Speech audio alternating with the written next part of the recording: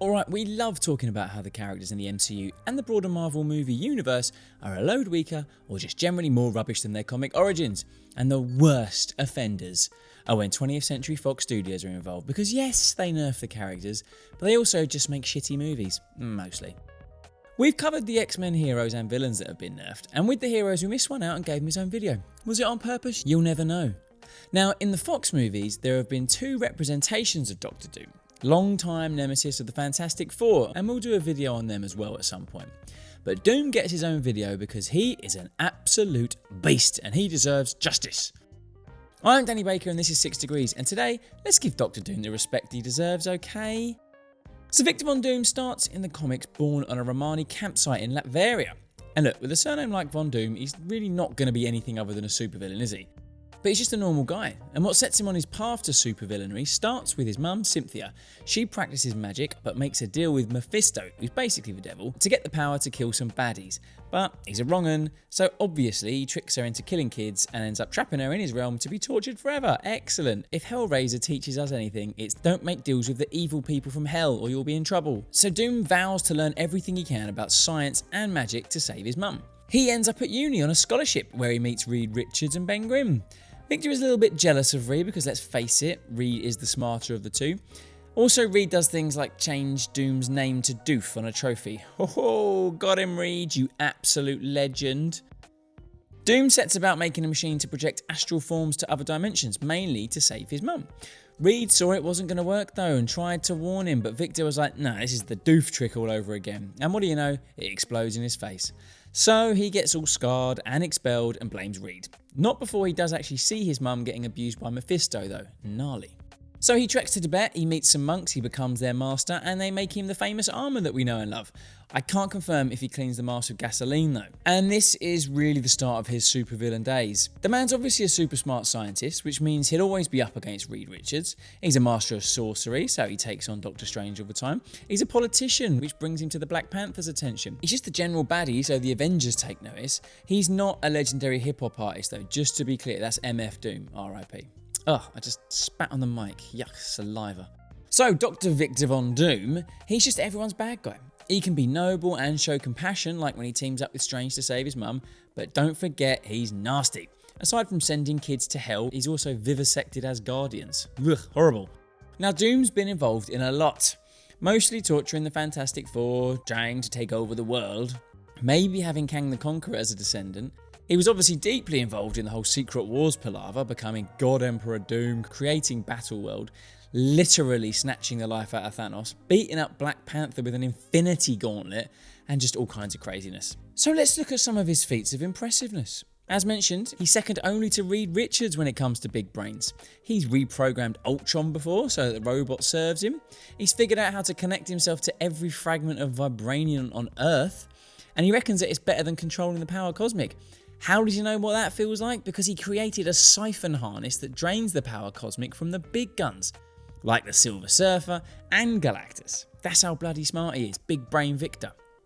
But Victor also does magic. Not illusions, Michael. Magic, proper magic. Having trained under Doctor Strange and apparently knowing more than Strange because he's just been around everywhere and probably because he's willing to go those dark places. The magic can do a lot though. Like when Hulk's son Scar starts laying into him and cuts his arm in half, right between the fingers like the paper cut in Everything Everywhere All at Once. Not only does he not flinch, but he uses magic to put it back together and then blasts the boy. Side note, I always wonder, how are you interpreting the magic incantations like that in your head when you're reading it? Like for me, I'm just going, I don't know why. One time he got a little power boost from some demons and managed to turn off all the Fantastic Four's powers of magic. And another time he sends Morgan Le Fay back 1,000,000 years to contend with some dinosaurs. Even though they died 65 million years ago, I think you'll find. And Le Fay was another contender for Sorcerer Supreme, she's that good at magic. She had another battle with Doom here, where her magic attacks are literally disintegrating people, but Doom puts up a nice magic force field, and then his armour can actually handle the blast when it gets through. It can handle it because it's super titanium battle armour from the Tibetans, and it turns him from just a clever magic human to someone that can contend with the big hitters in the Marvel Universe. So he can do things like lift giant boulders, he can grapple with the Hulk, although this is a relatively weak Hulk that's a lot more chilled out and nowhere near Worldbreaker strength, but he can also go toe to toe with Iron Man in his wanky little old suit. So like we mentioned, the armour is strong as well. There's a robot Hulk that was smashing it up and he made it look like no thing. He does a Steve Rogers from the movies move one time on an atomic grenade, whatever that is, and his armour handles it easily, even apologising to his guests for the inconvenience, as it were. It can also create force fields to block hits from Celestials, and it's got pretty powerful blasters that can destroy tanks. It allows him to bloody teleport, and it allows him to manipulate time, and it lets him drain people of their energy like he does with Scar and the Hulk robot. It can basically do anything because he's such a genius. And the final thing about Doom that makes him so formidable is his willpower. Much like Batman's famous power of will, except for when there's some banging tunes on at a party, Doom resists the power of the Purple Man purely through his willpower. Emma Frost, she's a pretty good telepath, as discussed here, but she just gives up after he says, nah, not gonna happen, love.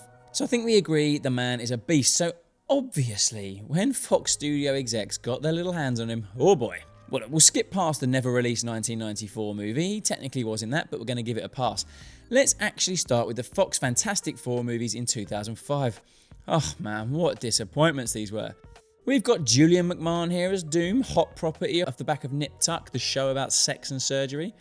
In the first movie, he's just a CEO of a big company, and his main motivation is, yes, jealousy of Reed, but also mainly to get Sue Storm. I mean, it is Jessica Alba, yes, but that's weak. Why is that more interesting than a Romani genius kid growing up to learn science and magic to save his mum from the devil? After the storm in space that gives the Four their powers, he ends up kind of turning metal. And he seems a bit stronger and he can control electricity. That's basically it. He's going metal and he's electro. He gets to be a bit psycho with some casual torturing of Reed, which is kind of weird in the same movie with bird poop jokes. But look, there's just no depth to the man. And he gets taken down by the Fantastic Four, who basically melt him and then cool him down. But as a team, man. But he is back in the second movie and showing some of his smarts, making a device to nick the Silver Surfer's board, which does grant him some very cool power. And look, I'm not making any comments about why the hell this object that is so powerful is a surfboard. I'm not. So he's taking some cosmic power here, and it's a little bit similar to the comics, but then Johnny Storm just takes him down with all the powers, and he sinks to the bottom of the sea, presumably to die.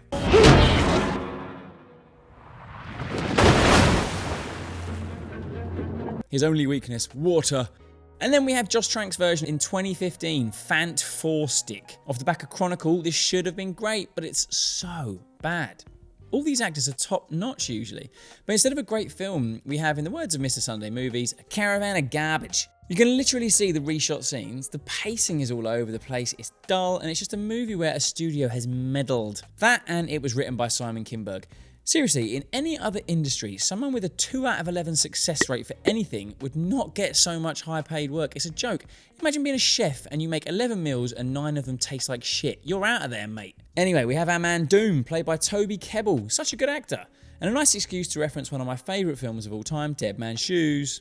This time he's more of a scientist at least, but Toby himself said that he was more of a hacker who originally wasn't even going to be called Doom. That was going to be his online handle, but in this he's a bit of a wonderkind as a protege to Franklin Storm. Okay, not bad, but once again his powers are all changed. He gets exposed to these rays from another dimension and gets fused to his suit, and he also seems to have telekinesis, one of the few things he doesn't really show off in the comics. He just wants to fuck Earth up, and he ends up getting punched by Billy Elliot as some rocks dropped on him and he disappears. End of. Just fucking boring. And ignoring all of the cool shit about Doom that we've just talked about. But there's hope, right? Surely he'll feature in the upcoming Fantastic Four movies. We have John Krasinski as Reed, right? We like that. Avengers Secret War is coming, so you have to assume Doom will be all over it. And Kang's in the picture now. Doom is linked to him in the comics, so we just have to trust that Kevin Feige is going to do the man justice. Here's hoping. Anyway, people, do the bits. Smash like, smash subscribe, watch the other videos, you've got a few now, hey, and let me know what you want me to cover in a future video. This is a democracy, not like Doom's Latveria. Anyway, for now, I've been Danny Baker, this is 6 Degrees, and I'll see you later.